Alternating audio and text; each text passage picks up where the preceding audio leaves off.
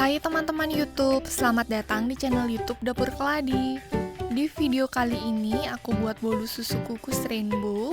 Aku kombinasikan warna kuning, pink, dan biru. Kemudian bolu susunya aku hias menggunakan parutan keju. Bolunya ini empuk banget. Warnanya cantik, pastinya laris manis kalau kalian jual. Buat kalian yang pengen tahu cara aku bikinnya, tonton terus videonya sampai selesai ya.